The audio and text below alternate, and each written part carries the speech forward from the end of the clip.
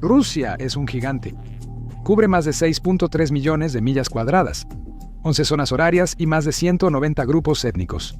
Pero en este vasto mosaico de culturas, la unidad nunca ha sido su punto más fuerte.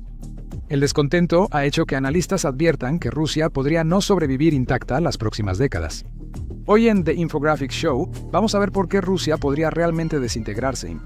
Si has viajado por Rusia, sabes que no parece un solo país. Es más bien un grupo de países unidos incómodamente bajo una sola bandera.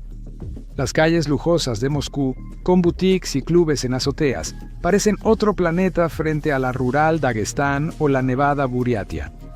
En muchas regiones, la gente no se considera parte de la madre Rusia.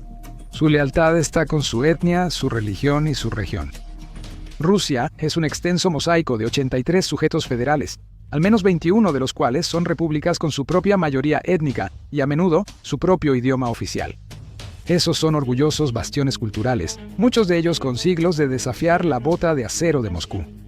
Moscú puede ser el cerebro de Rusia, dirigiendo la ciencia, la tecnología, la economía y el ejército, pero no siempre controla el corazón. Tras la guerra en Ucrania y fuertes sanciones, los resentimientos regionales se han intensificado. No es sorprendente que enviar hombres al frente de batalla como supuesta carne de cañón desde regiones donde antes cometiste crímenes de guerra una o dos veces no haya sido bien recibido por mucha gente. Toma Chechenia, una de las ovejas negras de la familia de la Federación Rusa. Legalmente es parte de Rusia, pero no es exactamente una relación amistosa. El conflicto con el gobierno central data de siglos. Desde el Imperio Ruso, la represión de Stalin, la guerra en los 90 y la insurgencia en los 2000. Chechenia probó la independencia en el caos que siguió a la Revolución Rusa de 1917, solo para ser rápidamente reabsorbida por la nueva Unión Soviética cuando Lenin decidió empezar a aplastar la disidencia. En los años 40, Stalin acusó a los chechenos de colaborar con la Alemania nazi y respondió con deportaciones masivas y limpieza étnica. Familias enteras fueron cargadas en vagones de ganado y abandonadas en Siberia y Asia Central. En 1991, con la caída de la Unión Soviética, Chechenia declaró de nuevo su independencia. En 1994, el ejército ruso intervino y la primera guerra de Chechenia fue brutal. Decenas de miles de civiles fueron asesinados, 500.000 desplazados y gran parte de la capital, Grozny, quedó reducida a escombros humeantes. Organizaciones humanitarias acusaron a las fuerzas rusas de crímenes de guerra, bombardeos, saqueos, tortura y ataques a civiles. Luego vino la Segunda Guerra de Chechenia, que posiblemente fue aún peor. Hoy en día, en Chechenia, escucharás mucho sobre reconciliación y familias felices. Pero si rascas bajo la superficie, hay fuegos de resentimiento ardiendo que podrían explotar en cualquier momento. Putin nombró a un hombre fuerte leal en Chechenia para mantener el control, Ramzan Kadyrov, hijo del líder checheno pro-Kremlin asesinado, Ahmad Kadyrov. Ramzan gobierna Chechenia como su feudo personal. Es un ejecutor implacable del putinismo. Pero si Putin se fuera, difícilmente duraría mucho tiempo. Chechenia no es la única región de Rusia con cuentas pendientes.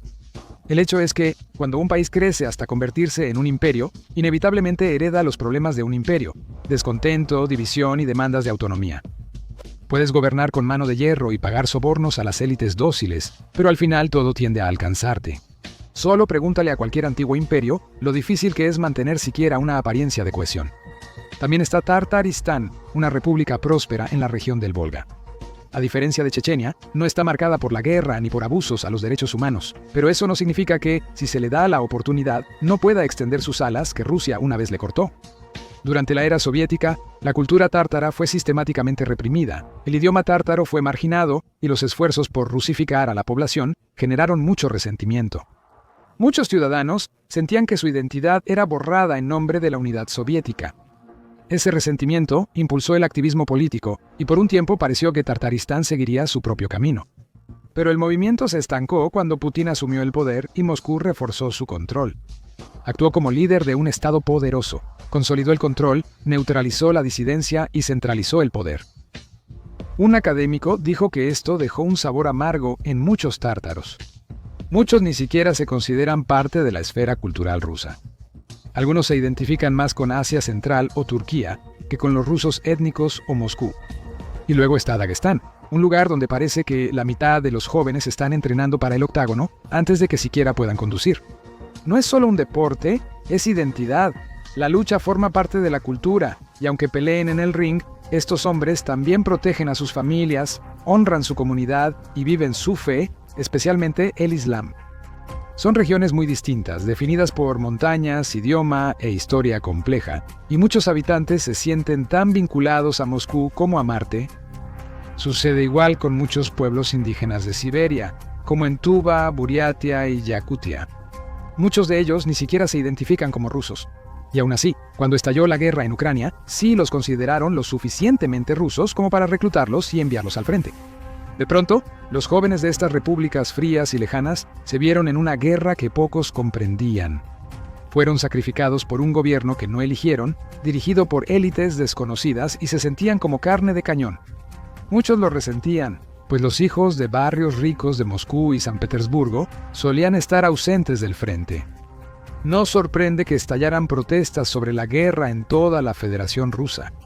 En 2022, cuando se entregaron las órdenes de movilización, civiles y la policía local se enfrentaron en lugares como Chechenia, Dagestán y otras partes del Cáucaso Norte. Y en toda guerra habrá protestas.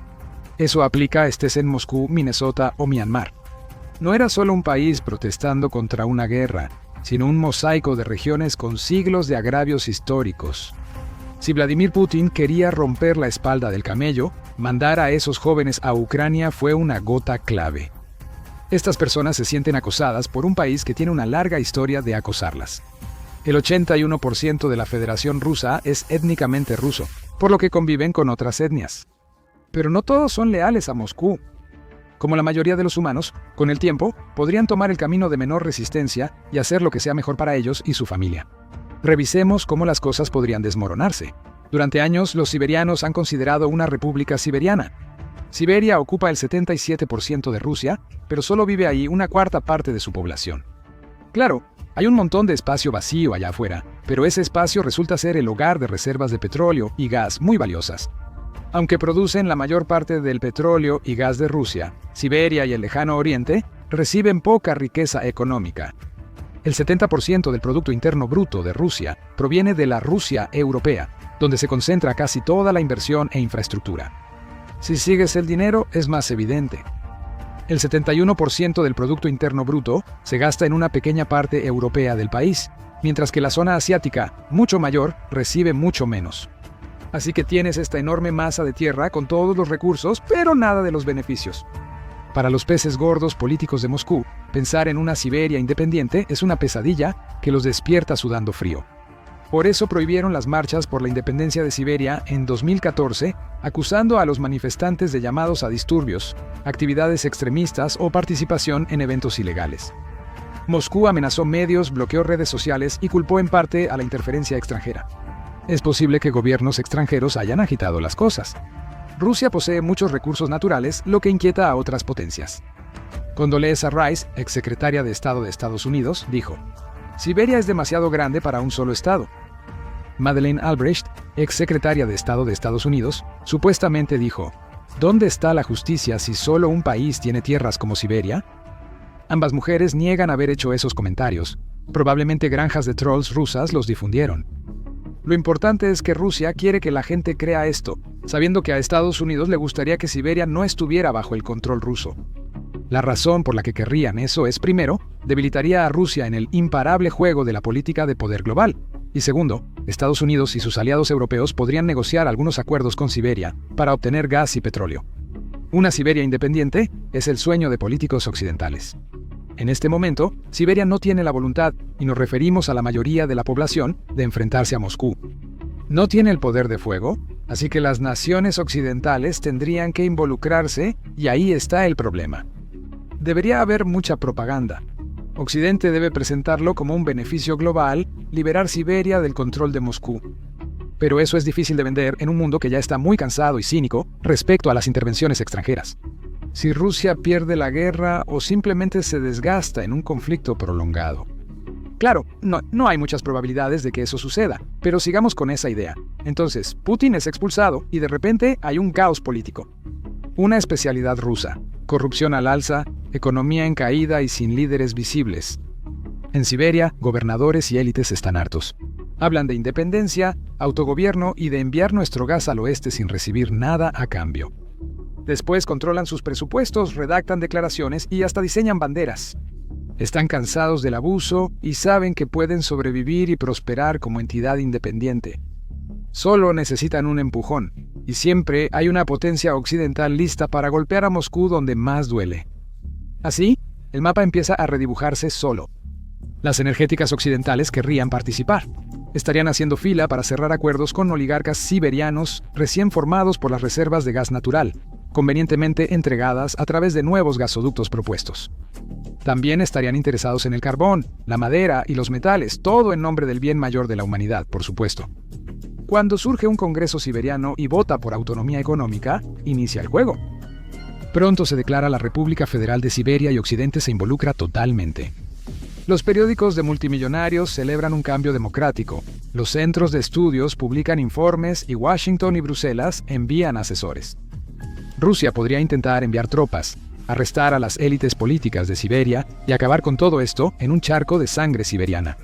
Pero dado que los medios occidentales calificarían un ataque como una amenaza a la seguridad energética global y al futuro de la humanidad, Rusia dudaría. Habría un vacío político y se aplicarían todas las amenazas sancionadas. La Organización de las Naciones Unidas realiza reuniones de emergencia. Pero aquí viene lo incómodo. Rusia tiene armas nucleares. Si Rusia está cayendo en el caos, y si a la Rusia europea se le ofrece una salida suave, o al menos nuevos acuerdos comerciales, entonces tal vez las armas nucleares se queden en sus búnkeres. Ahí entra un nuevo líder ruso, un títere formado por los medios y maleable que apoya a los oligarcas rusos. Es un hombre con quien Occidente puede negociar, como dijo el presidente George W. Bush sobre Putin.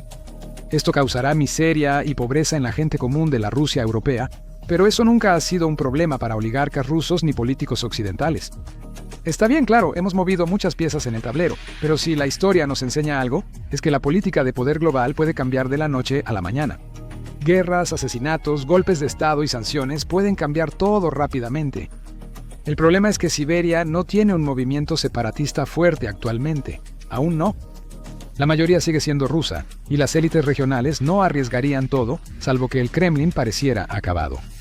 Si se presentan en orden fatiga de guerra, colapso económico, vacío de liderazgo, corrupción y propaganda, las grietas podrían notarse. ¿Y China? Sabe bien lo que es ser golpeada estando en el suelo tras su brutal siglo de humillación. China es la prueba viviente de que un país puede ser dividido, destrozado y maltratado cuando las potencias globales se unen contra otra gran potencia. ¿Y sabes quién dio esas patadas cuando China estaba derrotada? Rusia. En la política de poder global no hay amistades incondicionales.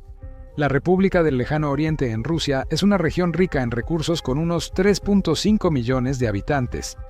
1.6 millones son rusos étnicos, el resto, mezcla de indígenas y familias con raíces en China, Japón, Mongolia y Corea.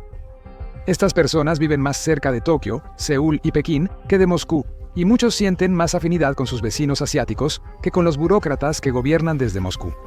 Y el comercio de la República del Lejano Oriente ya se inclina mucho hacia el este.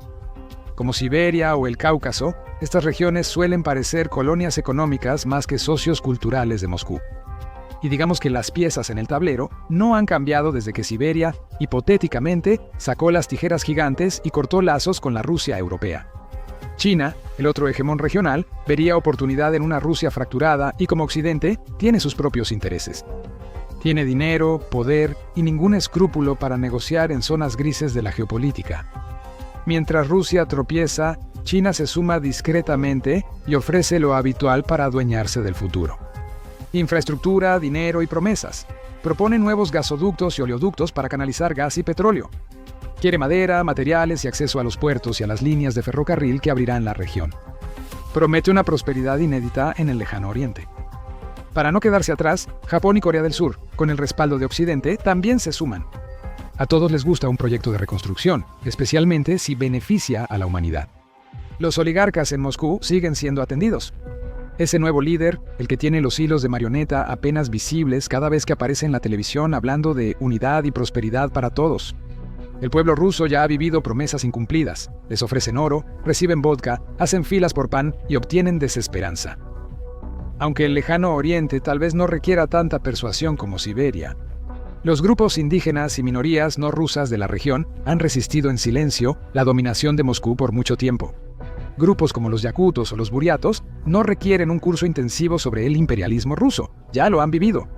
Para ellos, independencia es no más guerras ni reclutamiento, ni hijos enviados a morir en Ucrania por un país que no reconoce su idioma en escuelas. Si Siberia cae, el lejano oriente lo hará aún más rápido. Pronto, expertos en geopolítica lo llamarán efecto dominó. Ahora hablemos del Cáucaso del Norte, aparte de Rusia, que no necesitará propaganda para la fiesta de la desintegración. Como dijimos antes, Chechenia, Daguestán, Ingusetia, Adigüeya y el resto de las repúblicas de la región son culturalmente distintas, religiosamente diferentes de Moscú e históricamente hostiles al dominio de Moscú. Han librado guerras, enterrado generaciones y aún tienen cicatrices. Este divorcio se veía venir desde hace tiempo. Para el Cáucaso del Norte, sacar a Moscú a la calle sería una celebración, no un debate. Todo lo que necesitan es la luz verde y un poco de apoyo. Claro, todos los líderes títeres del Kremlin deberían irse, asegurando así la independencia. ¿El problema? La estabilidad. Estas regiones no tienen el peso económico de Siberia o la República del Lejano Oriente. Lo que sí tienen es una gran maraña de grupos étnicos no alineados, rencores históricos y facciones religiosas. Con este vacío de poder, los caudillos regionales podrían inquietarse. Algunos estados separatistas podrían restringir los derechos humanos, la libertad de expresión y la sociedad civil. Sería desordenado, feo, pero también muy rentable, al menos para la economía global de la guerra, porque habrá muchas intervenciones durante los próximos 20 años. Las potencias occidentales buscan estabilidad mientras sus corporaciones dejan huella en la región. ¿Y si los líderes occidentales promovieran una federación caucásica con un centro político definido? Europa invertiría, daría préstamos y prometería milagros económicos. Con tiempo, podría funcionar. Por último, pero no menos importante, los eurovolgares también buscarán la independencia. Este es un grupo de 6 repúblicas: Tartaristán, Bashkortostán, Chubassia, Mariel, Mordovia y Udmurtia. Juntas podrían crear la República del Volga-Ural. Tartaristán, como dijimos, ya tiene problemas con Moscú. Es un importante productor de petróleo con fuerte identidad túrquica musulmana. Bashkortostán es rico en energía y culturalmente único. No haría falta mucho empuje para convencer a estas repúblicas de subirse al tren de la desintegración. Tienen más lazos culturales y lingüísticos con Turquía, Kazajistán y Uzbekistán que con Moscú. Puedes apostar que esas naciones apoyarían. No por amabilidad, por supuesto. Al igual que Estados Unidos y sus aliados, como China, Japón y Corea, exigirían una parte del pastel ruso. Aún así, una Eurorepública unida sería mejor que varios estados fragmentados. Ese sería nuestro quinto país, viable económicamente, culturalmente coherente y apoyado por aliados poderosos. ¿Y qué pasará con la Rusia europea? Como dijimos, a los oligarcas siempre les va bien. A los ciudadanos comunes no les irá bien si desmantelan la Rusia europea. La mayor parte del petróleo, gas, carbón y riqueza mineral de Rusia, desaparecida, absorbida por Siberia, el Lejano Oriente y la región del Volga-Ural. La bóveda del Kremlin está vacía, la desigualdad aumenta, los oligarcas huyen y Moscú sobrevive apenas. Lo que queda es un núcleo reducido con fuga de cerebros, un ejército que disminuye rápidamente y una influencia cultural que se reduce.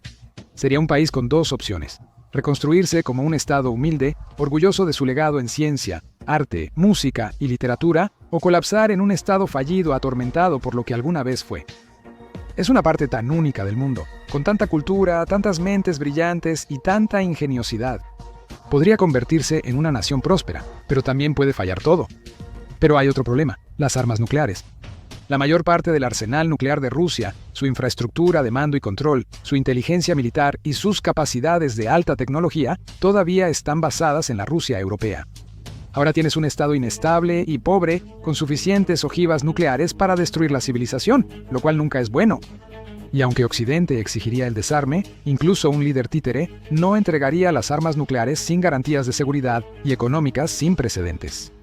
Ningún país, por más corrupto o destruido, entrega su última carta de negociación. En este punto, Rusia sería solo una sombra de lo que fue, dominada por China y Estados Unidos, pero al menos sobrevivirá.